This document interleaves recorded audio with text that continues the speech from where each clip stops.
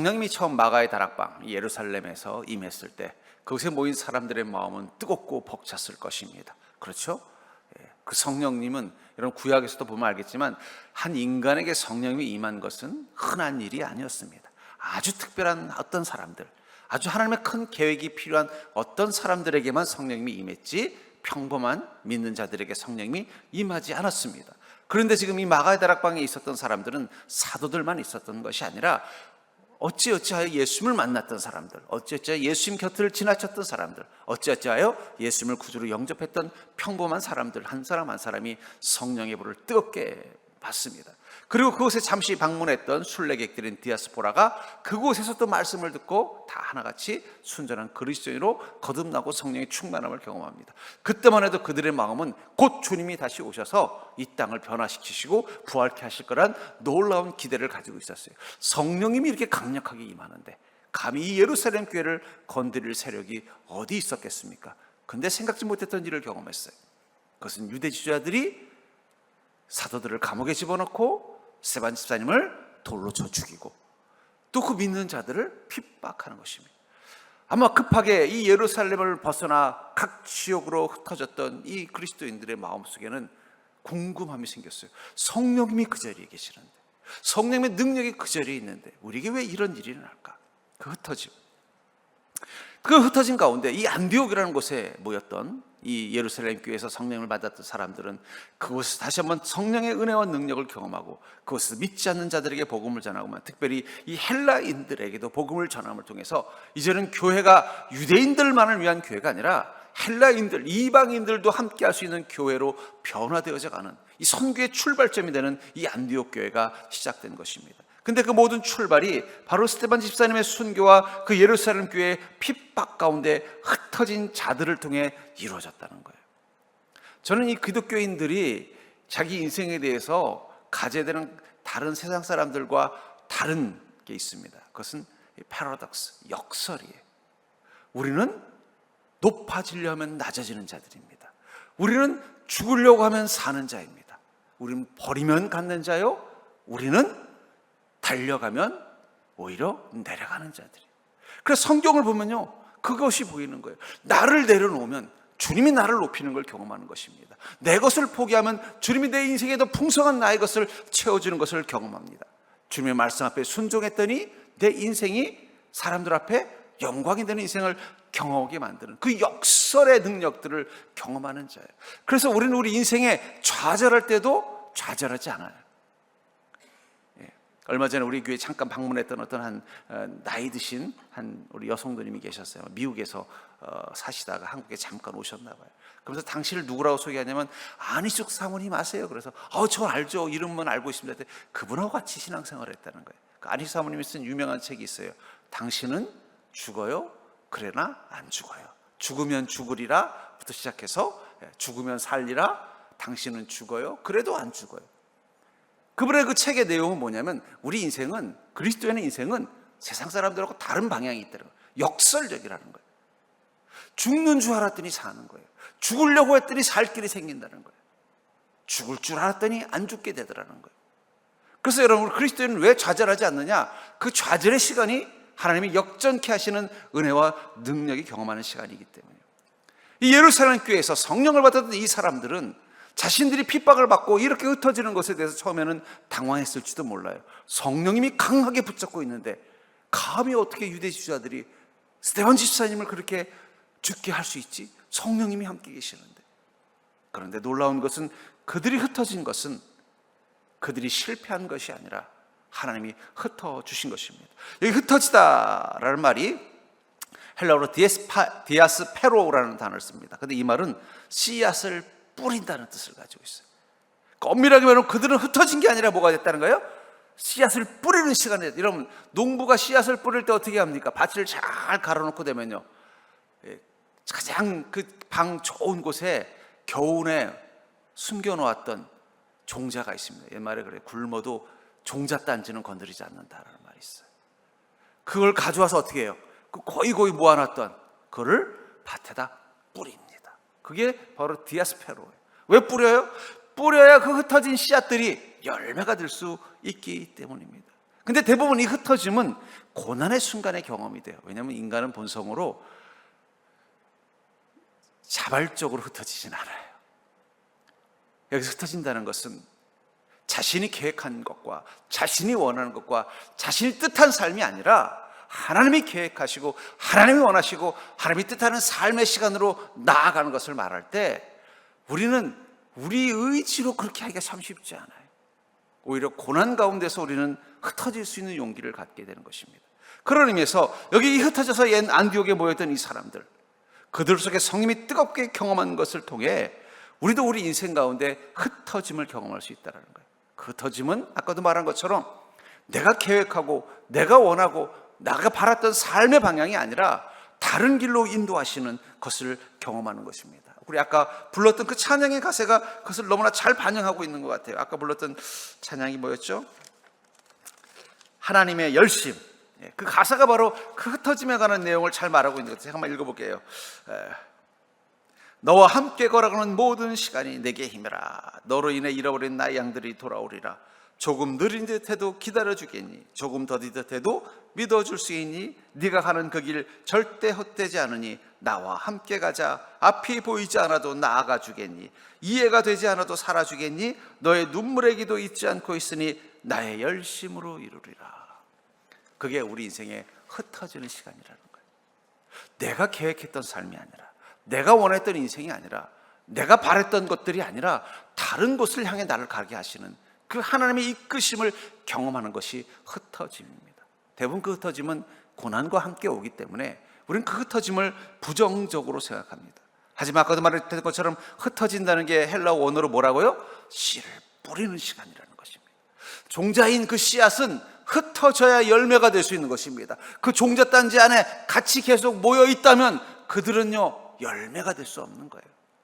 거기서 나와서 주인의 손에 의해서 밭에 흩어져야 그것들에게서 싹이 나오고 꽃이 피고 열매를 맺는 것입니다. 바로 이 안디옥에 모인 그리스도인들은 바로 그 흩어짐과 그 흩어짐 속에서 열매 맺게 하시는 하나님의 권능을 경험한 것입니다. 그렇다면 우리 인생 가운데서도 이 흩어짐 속에서 경험하는 성령의 권능은 무엇일까요? 전 그것을 통해서 여러분들의 삶이 내가 원하지 않은 길을 향해 이끄시는 주님, 내가 기대한 것처럼 빨리 가지 않고 자꾸 더디게 나를 이끌어 주시는 주님, 자꾸 기다리라고만 말씀하시는 주님, 왜 내가 원했던 것을 향해서는 응답하지 않고 다른 것만 응답하시는 주님. 참 우리가 주님을 포기 못하는 이유는 뭔지 아세요? 그 응답받기를 위해서 계속 기도하면요 그것만 빼고 응답해 주실 때가 있어요. 그러면요 이걸 기도를 멈춰야 되나 말아야 되나, 듣기는 들으시는 것 같은데 자꾸 주님이 내 말의 의도를 잘 모르시는 건가 싶어서 더 열심히 기도하는데 정말 내가 기도한 제목에 대해서는 아무것도 안 보여주고 생각지 않은 것들만 척척 응답을 들려줄 때 그것도 흩어짐이라는 거예요. 그 흩어짐 속에서 우리가 경험하는 하나님의 권능, 그 성령의 권능, 바로 이 안디옥 교회에 있었던 그리스도인들이 경험했던 그 권능, 전 여러분들도 여러분들의 삶의 안디옥에서 그것을 경험하는 자가 될 수 있기를 주의 이름으로 축복합니다. 그렇다면 그 흩어짐은 뭐예요? 바로 주님의 손이 임하는 곳으로 가는 것이라는 거예요. 우리의 계획대로 되지 않는 것, 우리가 바라는 대로 되지 않는 것, 우리가 기대했던 것들대로 가지 않는 것은 바로 주님의 손이 임하는 곳으로 우리가 가고 있다는 증거라는 것입니다. 20절을 다시 보면은 그 중에 구브로와 구레네 사람 몇 사람이 안디옥에 이르러 헬라인에게도 말하여 주 예수를 전파하니. 이 구브로와 구레네 몇 사람이 안디옥에 이르렀다. 왜 안디옥으로 간 거예요? 예루살렘 교회에서 핍박을 받다가 이제 거기서도 안 되는 거예요. 그래서 안디옥으로 도망을 간 것입니다. 근데 거기서 누구에게 주 예수를 전했다고 말했어요? 헬라인에게도. 왜 이 안디옥은 그나마 안전한 곳이었느냐? 이곳은 헬라인들이 많은 곳이에요. 유대 지도자들이 함부로 힘을 쓸 수 없는 곳이에요. 그래서 그곳으로 모인 거예요. 그곳으로 모여서 보니까 누가 많이 보고 유대인들보다는 헬라인들이 많은 거예요. 그러니까 그들에게 복음을 전하기 시작했다는 거. 왜 그게 가능했어요?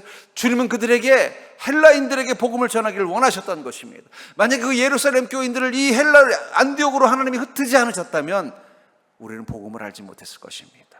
우리는 예수를 만나지 못했을 거예요. 그들을 흩으셨기 때문에 우리가 이곳에 모일 수 있었던 것입니다. 그러나 그들은 그걸 알고 있지 못했다는 거예요.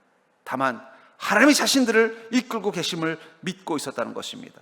하나님의 사람을 흩을 수 있는 존재는 하나님뿐입니다. 여러분들, 왜 우리가 기도했는데 우리가 무슨 죄로 기도합니까? 욕망으로 기도합니까? 뭐 그런 기도는 당연히 안 되겠지만, 여러분, 우리 어느 정도 우리가 믿음이 생기면요, 우리 인생의 똥과 된장을 구별할 수 있습니다. 이 기도는 하나님이 들어주실지 안 들어주실지 다 어느 정도 예측이 돼요. 그래서 어떻게 해요? 들어줄 걸 기도하지 안 들어줄 걸 기도하는 사람은 별로 없어요. 왜 그래요? 우리 믿음이 이미 알아요.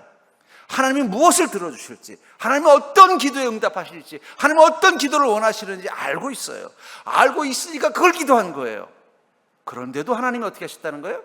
침묵하셨다는 거예요. 아니, 그 기도대로 들어주지 않았다는 것. 그것은 하나님의 허락이 없이는 불가능한 것입니다. 하나님의 사람을 흩을 수 있는 존재는 하나님뿐입니다. 이들을 흩은 것은 마귀가 아닙니다. 이들을 흩어버린 것은, 예루살렘 교회들 이들을 쫓아낸 것은 유대 지주자들이 아닙니다. 하나님이십니다. 성령님이 그들을 흩으신 거예요. 근데 그냥 흩으려고 했더니 그냥 너무 사이가 좋은 거예요. 안 떠나려고 하는 거예요. 흩으신 거예요. 어쩔 수 없이 어찌하다 도망가다 보니까 유대인들이 적은 안디옥까지 오는 거예요. 그곳에 와서 보니까 복음을 전하려고 보니까 유대인은 별로 안 보이고 헬라인들만 많이 보이니까 그들에게 복음을 전하면서 그들을 구원하는 일을 하게 된 것입니다. 씨앗은 농부의 손을 통해서 흩어지는 것입니다. 밭에 흩어진 씨앗들은 처음 농부의 손에 의해서 그 종자 단지 안에 있었던 그 씨앗들은 겨우내 이 농부의 손에 쥐어져서 그 봄이 된 밭에 뿌려집니다. 뿌려지고 나면 끝인가요? 그때부터 그는 그 뿌려진 밭 위에서 농부의 발과 손을 경험할 것입니다. 물을 주고 잡초를 뽑아주고 거름을 뿌려주고 벌레를 잡아주고, 그리고 자기가 열매를 맺을 때 친히 거두는 농부의 손. 여러분들, 우리가 주님의 흩으심을 따라가면요, 그 속에서 무엇을 봅니까? 하나님의 손이 늘 나와 함께하는 것을 보게 됩니다. 왜 우리가 내 뜻대로, 내 바라는 대로, 내 원하는 대로 사는 것이 아니라 하나님의 뜻에 맞게 순종하며 살아야 되느냐? 순종하는 자리에서 우리는 더 강력한 하나님의 손을 보기 때문입니다. 우리가 성령님의 권능을 본다는 건 하나님의 손을 경험하는 것입니다. 순종은 하나님의 손에 붙잡혀 있어 흩어질 수 있는 믿음을 가진 자만이 할 수 있는 것이고, 그 순종이 필요한 이유는 그 순종이 있는 그 자리에서 우리는 하나님의 손을 보기 때문이에요.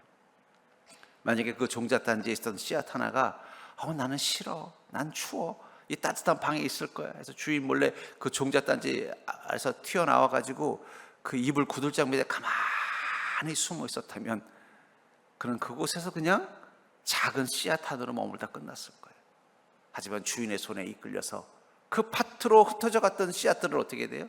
매일매일 자신들을 돌보는 주인의 손을 경험했을 거예요. 벌레가 잎사귀에 붙으면 벌레를 떼주고, 뭔가 좀 영양분이 부족해서 비실비실한 것 같으면 좋은 비료를 뿌려주고, 그날 그에 따라 가물어서 물이 없으면요, 농부가 밤새도록 물동이를 이어고 와서 자신들에게 물을 먹여주고, 태풍이 불면 그 태풍에 날아가지 않으려고 하나하나 자신의 열매에다가 작게 쌓아주고, 나무 지지대를 세워주고, 그 열매가 맺어져 주인의 손에 거두어질 때까지 매일매일 농부의 손이 자신을 만지고 있는 것을 경험하는 것입니다. 우리가 흩어진 곳에 머무는 믿음을 낼 때, 흩어진 곳으로 가기로 결단하는 믿음이 될 때, 주님의 뜻과 주님이 원하는 대로 순종하기로 결정하는 믿음으로 나아갈 때 우리가 경험하는 것은 나와 늘 함께하는 하나님의 손입니다. 주님의 손이 매일매일 내 삶의 모든 것들을 만져주시는 것을 경험하는 게 흩어짐이라는 거예요. 그래서 여러분, 흩어지는 자의 마음 속에는요, 인생이 영적인 관점에서 인생을 보는 마음이 생기는 거예요. 아까도 말한 것처럼 흩어진다는 건 주님이 보내는 것을 향해 나아가는 순종이라면, 순종하는 순간 세상이 어떻게 보여요? 영적인 세상이 보이는 거예요. 여러분, 순종하지 않는 사람에게는요, 세상이 여전히 육적인 것만 보입니다. 하지만 주님께 순종하기로 결단하고 나면 그 순간부터 뭐가 보여요? 바로 하나님의 흔적, 하나님의 운행하심을 보이는 영적인 세상이 보이게 된다는 거예요. 행동, 말씀과 믿음에 근거한 태도로 살게 됩니다. 흩어진 자들은 말씀과 믿음에 근거한 태도로 살게 돼 있다는 거예요. 목적, 거룩한 목적이 인생의 방향이 되는 거예요. 왜냐하면 흩어진다는 건 주님의 손에 맡겨진 것이고, 주님의 뜻 앞에 순종하는 것이며, 주님의 목적을 위해서 머무는 자가 되는 것이기 때문에, 전 여러분들이 흩어진 자의 믿음이 될 수 있기를 주의 이름으로 축복합니다. 내 뜻을 내려놓고, 내 계획을 내려놓고, 내 방향을 내려놓고. 저도 지금까지 살면서 보니까 내 뜻대로 된 게 별로 없더라고요. 제가 옛날에 뭐지 2%라는 광고를 내가 너무 좋아했어요. 내 뜻 아니 맥심이라는 광고를 너무 좋아했어요. 왜냐면 그 직장에 이제 신입 사원이 하루 종일 여기 깨지고 저기 깨지다가 이제 커피 한 잔 딱 타면서 프림들 커피들 딱 마시면서 내 뜻대로 되는 건 커피. 우리 인생이 그렇죠. 내 뜻대로 되는 건 커피밖에 없어요. 이건 내 뜻대로 할 수 있어요. 알을 먹든 뭐 뜨알을 먹든 라떼를 먹든 뭐 프림을 서서 먹든. 근데 그거 빼고는 내 뜻대로 되는 게 없어요. 그게 인생인 것 같아요. 저도 목회도 그런 것 같아요. 내 뜻대로 되는 걸 기대하면 목사를 할 수가 없습니다. 내 뜻대로 되지 않는 걸 즐겨야 목사가 되더라고요. 주님도 뭐라고 말씀하셨어요? 주여 내 원대로 마옵시고 아버지의 뜻대로 되기를 원하나이다. 그게 흩어짐이에요. 여러분들의 인생은 여러분들 뜻대로 되지 않을 것입니다. 여러분들이 기도하고 계획한 대로 안 될 수도 있습니다. 그렇다고 여러분들이 실패한 자라는 뜻이 아니에요. 하나님이 여러분들을 붙잡고 계시다는 뜻입니다. 하나님께서 여러분들을 흩으시겠다는 것입니다. 그리고 하나님은 여러분들의 인생에 열매를 맺게 하시겠다는 뜻이 있다는 거예요. 그렇기 때문에 여러분들 흩어짐은 실패가 아니라 나를 향한 하나님의 플랜 B입니다. 내가 생각했던 플랜, 하나님이 나를 사랑하신다면 내 인생을 이렇게 만들어 주실 거야라고 기대하며 주님과 동행했던 우리에게 생각지도 못했던 새로운 길을 보여주시는 거예요. 베드로가 주님을 처음 만났을 땐 고기를 낚는 어부가 되라고 말씀하실 때 어떤 마음이 들었을까요? 야, 내 인생의 배에는 만선이 되겠구나. 수많은 사람들이 나를 따르고 좋아하고 존경받는 인생이 되겠구나. 예수님 따라서 깊은 곳에 그물 한번 던졌더니 어떻게? 그러니까 주님도 참 이렇게 사람 플러팅을 잘해요. 어떻게 했어요? 밤새도록 고기 못 잡았을 때 하필이면 딱 나타나셔가지고 깊은 곳에 가서 그물 던지라 해서 그물을 던졌더니 어떻게 됐어요? 그물이 찢어질 만큼 2배나 가득 차는 고기를 잡게 하더니 딱 뭐라고 말씀하세요? 나를 따라오라. 내가 너로 사람을 낚는 어부가 되게 하리라. 그 순간 베드로의 마음속에 어떤 게 올랐어요? 그 가득 찼던 배만 고기들만큼 내 인생 가운데 가득 찬 사람들이 많이 따른다는 얘기는 뭐예요? 내가 성공했다는 뜻이에요. 내가 존경받는 자가 됐다는 뜻이에요. 내게 명예가 생겼다는, 그걸 기대하면서 주님 따라가실 거예요. 그랬더니 부활하셔서는 두 번째 갈릴리 호수에서 뭐라고 말해요? 네가 젊어서는 네 원대로 살았거니와 늙어서는 남이 내게 띠고 네가 원치 않는 것으로 데려가리라. 야, 참 주님, 예수님이 사기꾼이 아닌 게 얼마나 감사합니까? 흩으신다는 거예요. 그러나 베드로는 그것을 기뻐했습니다. 그 기쁨으로 그 일 앞에 순종하자 어떻게 됐어요? 죽음마저도 주님의 영광이 되는, 성령의 권능이 함께하는 그 인생 플랜 B를 경험하게 된 거예요. 옆 사람하고 인사할까요? 어차피 하나님은 다른 계획을 가지고 계십니다. 그러니까 너무 실망하지 마세요. 하나님의 플랜 B, 그게 바로 흩어짐이십니다. 그리고 그것을 위해서 하나님 어떻게 하셔요? 19절에 보니까 그때 스데반의 일로 일어난 환란으로 말미암아 흩어진 자들이 베니게와 구브로와 안디옥에까지 이르러 유대인에게만 말씀을 전하는데, 환란으로 어떻게 했다는 거예요? 흩어져 버렸다는 거예요. 베니게, 구브로, 안디옥까지. 근데 그 지역은 아까도 말한 것처럼 유대인들보다는 헬라인들이 많이 사는 곳입니다. 그러다 보니까 유대인들에게는 복음 전할 일이 별로 없는 거예요. 근데 헬라인들이 많으니까 어떻게 돼요? 자연스럽게 헬라인들에게 복음을 전하기 시작하는 거예요. 그러면서 교회들이 엄청난 부흥이 일어나기 시작했다는 것입니다.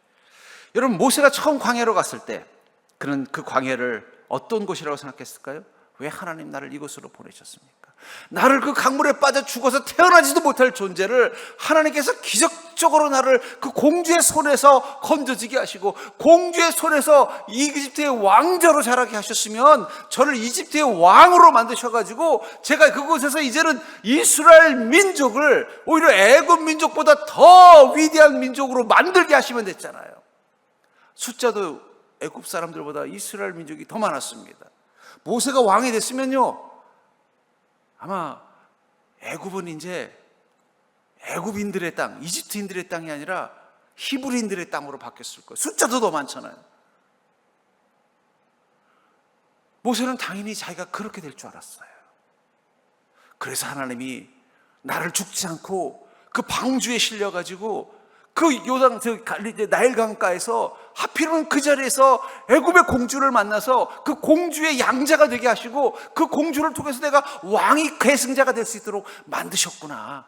그 정황만 봐서는 모세는 뭘 기대했을까요? 자신이 애굽의 왕자가 되는 걸 기대했을 거예요. 근데 갑자기 생각지도 못한 일이 터졌어요. 여러분, 애굽 왕자가 관리 하나 죽인 게 뭐 대단한 거예요. 그렇잖아요. 모세가 죽인 그 애굽의 관리는 그냥 하급 관리예요. 왜냐면 이 유대 히브리인들을 막 괴롭히는 사람이란 건 뭐예요? 우리 지금 옛날에 일본 앞잡이들, 그 동네에서 괴롭히던 사람들이란 말이에요. 하급 관리예요. 근데 모세는 누구예요? 애굽의 왕자입니다. 왕자가 뭐 그 하급 관리 하나 죽였다고 뭐 엄청난 일이 일어나지 않아요. 근데 어떤 일이 일어났어요? 도망갈 수밖에 없는 상황이 돼버린 거예요. 그리고 그 광야에서 자신은 실패자, 도망자라고 생각했어요. 그런데 하나님의 부르심을 따라서 다시 이스라엘 민족을 끌고 애굽으로 오니까, 광야로 오니까 그때서야 자신을 왜 그곳으로 흩었는지 알게 됐죠. 모세가 40년간 광야에 있으면서 뭘 했을까요? 이쪽으로 가면 길이 있고, 이쪽으로 가면 골짜기가 있고, 이쪽으로 가면 마골물이 있고, 이쪽으로 가면 도적대가 있고, 이 길로 가면 가나안으로 갈 수 있고, 이 길로 가면 애굽으로 돌아가는 길. 40년을 광야에서 살았으면 그 동네에 대해서 바삭한 거예요. 전 지금도 평택을 잘 모르겠어요. 10년 살았지만. 하지만 저도 제가 태어난 동네 가면요, 눈 감고도 찾아갑니다. 그때는 그걸 몰랐어요. 왜 하나님 내가 이런 생각지도 못했던 나를 실패의 땅으로 보내셨습니까? 난 충분히 애굽의 왕이 될 수 있었는데, 내가 애굽의 왕이 되는 게 이스라엘 민족을 구원할 수 있는 가장 효율적이고 가장 완벽한 방법이었는데 왜 나를 이곳으로 보내셨습니까?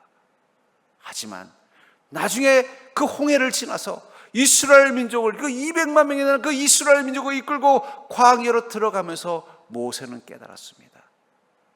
이곳은 나를 하나님께서 흩어지게 하신 곳이구나. 하나님의 그 플랜 B를 위해서 나를 이곳으로 오게 하셨구나. 우리의 계획이 뜻대로 되지 않는 시간들, 내가 생각했던 모습과 다른 결과로 살아가는 시간들, 그 흩어짐의 시간들, 그것은 실패의 시간이 아니라 바로 두 번째 광야로 가는 시간, 하나님의 권능이 기다리는 시간이라는 사실을 믿으시기 바랍니다. 그래서 주님은요, 우리에게 이 회복의 시간을 이렇게 말합니다. 이사야서 43장 18절부터 21절에 너희는 이전 일을 기억하지 말며 옛날 일을 생각하지 말라. 보라, 내가 새 일을 행하리니 이제 나타낼 것이라. 너희가 그것을 알지 못하겠느냐? 반드시 내가 광야의 길을 사막의 강을 내리니. 저는 이 문장을 들으면서 그 생각했어요. 아니, 새 일을 행하신다면 광야 말고 살기 좋은 곳을 우리에게 옮겨주시면 되잖아요. 근데 주님은 새 일을 행한다고 말씀하시면서 뭐라고 말씀하세요? 광야의 길을 내고 사막의 강을 낸다는 거예요. 창자와 들짐승 곧 승냥이와 타주도 나를 존경할 것은 내가 광야의 물을 사막의 강을 내어 내 백성 내가 택한 자에게 마시게 할 것이며. 여러분, 광야의 물이 생기면, 사막의 강이 생기면 그것은 더 이상 광야가 아닙니다. 지금 저 이집트 땅에서는 엄청난 큰 프로젝트를 하고 있대요. 이집트인지 아마 그 옆에 모로코인지 어딘지 잘 기억을 모르, 리비아인지 어떤 프로젝트냐? 그 사막 이름이 뭐였죠? 사하라 사막인가? 하여튼 사막 한가운데다가 거대한 호수를 만들 계획을 가지고 있대요. 왜냐하면 가운데 호수가 생기면 어떻게 돼요? 그 물이 증발하면서 수증기가 생깁니다. 수증기가 생기면 그 수증기는 올라가서 뭐가 돼요? 구름이 됩니다. 구름이 되면 그 구름은 어떻게 돼요? 그 사막에 비를 내리게 되는 거예요. 사막인 이유는 딱 하나예요. 비가 안 내려서 사막인 거예요. 그걸 해결하는 방법이 뭐냐? 사막 한가운데다 엄청나게 거대한 그 호수, 물론 이제 물이 없으니까 그 지중해 물을 끌어다가 바다 호수를 만들려고 한대요. 바다 호수도 물은 물이잖아요. 일조량이 좋으니까 그 바닷물이 증발하면 뭐가 돼요? 수증기가 되고, 수증기가 올라가면 구름이 되고, 그 구름은 그 사막 위에서 뭐가 되는 거예요? 비가 되면 그 순간 거기는 더 이상 사막이 아닌 거예요. 그래서 그 사막에서 이 고고학을 발견한 사람들을 보면요, 사막을 파본 밑에 옛날에 이곳이 사막이 아니었던 증거들이 있대요. 나무 화석이 나오고 동물 화석들이 나오고. 그러니까 옛날에는 사막이 아니었는데 비가 안 내려서 사막이 된 거예요. 그러니까 여러분, 대한민국에 이렇게 풀이 많은 건 비가 많이 와서 그런 거예요. 우리 태풍에 감사해야 돼요. 태풍이 계속 안 오니까 우리 얼마나 말랐습니까? 근데 주님 뭐라고 말씀하시니까 사막에 비를 내리고 사막에 길을 만들겠다. 저는 그게 주님이 일하시는 방식이라고. 당장 우리 눈에는 뭐가 보여요? 광야가 보이는 거예요. 아니 주님, 나에게 왜 이런 험한 곳에 살게 하십니까? 왜 힘든 일을 경험하게 하십니까? 나를 왜 이 어려움 속에 있게 하십니까? 근데 주님 뭐라고 말씀하세요? 내가 새 일을 행할 것이다. 이제 내가 이것을 나타낼 것이라는 거예요. 너의 인생의 광야에 내가 길을 만들 것이며 너의 인생의 사막에 내가 강을 만들 것이라는 거예요. 길과 강이 생기면 그것은 더 이상 사막이 아닌 것입니다. 우리가 그렇게 가고 싶었던 푸른 초장이 되는 것입니다. 전 그러면서 믿음은 흩으신 그곳에서 바로 하나님의 새 일을 보는 거예요. 왜 내가 원하는 인생이 아니라 다른 인생을 살게 하세요? 내가 더 좋은 선택할 수 있는 기회가 있었는데 왜 나를 이렇게 힘든 일을 하게 만드세요? 왜 나에게 좋은 기회를 주실 수 있었는데 내게 그 기회를 빼앗아 가셨어요? 그때 주님 뭐라고 말씀하세요? 내가 너를 그것으로 흩었다라고 말씀하신다. 그리고 그 믿음의 눈으로 보라는 거예요. 그럼 그 순간 뭐가 보이는 거예요? 거기는 그 모세의 첫 번째 광야가 아니라 두 번째 광야, 하나님의 계획과 뜻이 있는 자리로 바뀌는 것입니다. 여러분들이 그것을 믿는 믿음이 되길 주의 이름으로 축복합니다. 우리는 결과를 보면 믿지만 결과가 없으면 못 믿는 게 어리석은 인간이에요. 저도 처음 여기 10몇 년 전에 벌써 이제 14년 됐네요. 처음 부임해가지고 교회 와보니까 주변에 텃밭도 있고 시장은 문 닫는다 그러고 이쪽 송탄 망했다고 소문 들을 때였어요. 여기 이제 끝났다. 예. 시장도 이제 오일장도 제대로 안 돼가지고 이제 끝났다 생각했어요. 신방을 갔는데 저기 막 논밭으로 들어가면서 그 낡은 그 옛날 초가집에, 우리 권사님 집에 가서 신방도 하고 우리 강철옥 권사님 그 약물이들이 있던데 가고, 야 이거 시골이구나. 예. 그러다 보니까 한일 목장 자리 있다 그래서 가봤어요. 그랬더니 뭐 목장 뭐 어쩌고 뭐 있더라고요. 거기가 고덕입니다, 여러분들.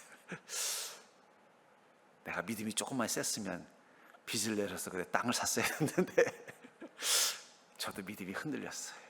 못 봤어요. 새 일을 행할 거란 생각을 못했어요. 야, 나 이 시골 교회에서 시골 목회하라고 하나님 부르셨나 보다. 나를 이곳으로 흩으셨나 보다. 생각지 못했던 것들이 보인 것입니다. 여러분, 믿음은 보이는 것을 보는 건 믿음이 아니에요. 보이지 않는 것을 봐야 믿음입니다. 근데 그 보이지 않는 건 뭘 보는 거예요? 하나님이 흩으신 이유, 그 하나님의 흩으신 목적, 그리고 흩으신 하나님의 손, 그리고 그곳에 행하시는 하나님의 일들과 계획을 보는 게 믿음입니다.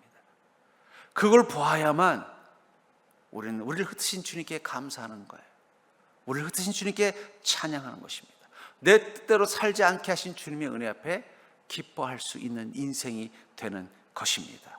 그렇기 때문에 여러분들, 삶은 흩어져도 마음은 더 주님께 모이는 자가 되길 주의 이름으로 축복합니다. 23절을 보니까 그가 이르러 하나님의 은혜를 보고 기뻐하여 모든 사람에게 굳건한 마음으로 주와 함께 머물러 있으라 권하니. 그 안디옥 교회에 막 하나님의 은혜가 특별하게 임하는 걸 보고서 예루살렘 교회에서 바나바를 보냈어요. 보니까 정말 놀라운 부흥이 이 헬라인들을 중심으로 막 이루어지는 거예요. 그래서 그들을 보고서 복음을 전하고 구원을 하고 또 그들에게 굳건한 마음으로 주와 함께 머물라라고 권면했다라고 말합니다. 그 바나바를 보낸 이유는 뭐예요? 그들이 흩어지지 않는 믿음으로 이 안디옥에 있기를 원한 것입니다. 그리고 주와 함께 머물라고 말씀하고 있다는 거예요. 어쩌면 우리는 세상에서 우리의 믿음이 흩어지는 걸 경험할 거예요. 그렇죠? 세상 속에서 우리의 믿음이 자꾸 흩어지는 걸 경험할 것입니다. 그때마다 주님이 이렇게 말씀하세요. 그곳에서 주와 함께 머물라. 주님과 함께 한 마음이 되는 시간을 살라는 거예요. 어쩌면 이 안디옥은 우리에게는 6일의 시간입니다. 주일이 예루살렘의 시간을 경험하는 시간이라면 안디옥은 6일의 시간이에요. 내가 그냥 하나님이 노후 준비까지 다 시켜주시고 건강하면 매일 교회 출근해서 그냥 뭐 교회에서 살겠는데 이런 마음들 가지고 계시잖아요. 근데 하나님 그 허락을 안 하시고, 그렇죠? 왜 그렇게 안 해주셔가지고 주일날 그냥 하루 오는 것도 그냥 쉽지 않도록 만드실까? 왜 이렇게 나는 바쁘게 살기 위해서 바둥바둥 살아야 되는 존재로 만들었을까? 마치 예루살렘에서 흩어버린 그 사람들처럼 말이에요. 근데 주님 뭐라고 말씀하세요? 네가 흩어진 그곳, 그 안디옥과 구브로 그곳에서 주와 함께 머물라고 말씀하신다. 왜 우리가 그 시간들을 살아야 될까요? 우리의 6일의 시간, 어쩌면 우리가 6일의 시간을 바꿔야 우리는 하나님의 권능이 얼마나 크고 위대한지를 발견할 수 있는 것입니다. 그곳에서 주와 함께 머무는 믿음, 주와 함께 머무는 삶을 살게 돼서 우리에게 나타나는 축복을 26절은 이렇게 말합니다. 만남에 안디옥에 데리고 와서 둘이 교회 1년간 모여서 큰 무리를 가르쳤고 제자들이 안디옥에서 비로소 그리스도인이라 일컬음을 받게 되었더라. 여러분들을 그리스도인, 기독교인이라고 부르는 그 첫 번째 명칭이 예루살렘 교회에서 시작된 게 아니에요. 안디옥에서 시작이 되는 거예요. 흩어져서 머문 곳에서 시작된 것입니다. 흩어진 그곳에서 주님의 제자가 된 자들에게 그리스도인이라고 불렀던 거예요. 여러분, 그리스도인은 주일날 교회에 잘 나오는 사람이 그리스도인이 아니에요. 6일날 주님과 함께 머무는 삶을 사는 자가 그리스도인입니다. 그렇다고 해서 주일날 교회 안 나오면 그건 안 되는 거고, 당연한 거. 그건 너무 당연한 거니까. 근데 어쩌면 우리가 흩어져 있는 그곳에서 우리가 주와 함께 머무는 믿음을 가지면 그곳에서 우리는 더 강력한 성령의 권능을 통해 우리가 그리스도인이라는 증거를 발견하는 것입니다. 전 그런 의미에서 어쩌면 이 수요 예배와 금요 예배는 우리가 흩어지려는 우리의 마음을 다잡을 수 있는 귀한 시간이라고 생각해요. 특별히 금요일은 제일 많이 흩어지는 시간이죠. 6일간 세상 속에서 주님 생각할 시간 없고 믿음 생각할 시간 없고 말씀대로 살기 어려운 시간들을 정신없이 살다 보면요, 내가 그리스도인 맞나? 이런 마음 가지고 흔들리다가도 여기 와서 다시 기도하고 찬양하고 회복하고 주일날 또 주님 만나면 어떤 마음이 들어요? 그래, 난 그리스도인이야. 흩어지는 그곳을 향해 갈 수 있는 용기가 생기는 거예요. 전 여러분들의 6일이라는 그 안디옥의 시간 속에서 하나님께서 비록 삶은 분주함으로 흩어져 있어도 마음은 더욱더 주님께 모여있는 자가 될 수 있기를 주의 이름으로 축복합니다. 저는 그런 의미에서 여러분들 하나님의 권능을 경험하는 땅, 그것은 여러분들이 흩어져서 머물러야 되는 세상 속이고 여러분의 삶이 뜻대로 되지 않는 인생 한가운데서 그곳에서 우리는 하나님의 권능을 경험하는 자가 될 수 있기를 주의 이름으로 축복합니다. 하나님, 우리에게는 이미 하나님의 권능이 임하여 우리를 그리스도인이라 불리울 수 있는 안디옥이 기다리고 있습니다. 여러분들이 원했지만 뜻대로 되지 않는 시간들을 살아야 되는 그 땅, 그 가정, 그 일터, 그 자리에서 전 여러분들이 그리스도인이라 불리우는 복을 누린 자가 될 수 있기를 주의 이름으로 축복합니다. 그러면 그곳으로 나를 보내신 이유가 무엇인지 주님의 손의 목적을 분명히 깨닫고 그곳에서 하나님의 계획이 있음을 기대하면서 그럴수록 더 그 마음은 주님을 향하여 집중하여 믿음으로 함께 할 때 여러분들은 그곳에서 여러분들 향해 역사하시는 하나님의 권능을 보게 될 줄 믿습니다.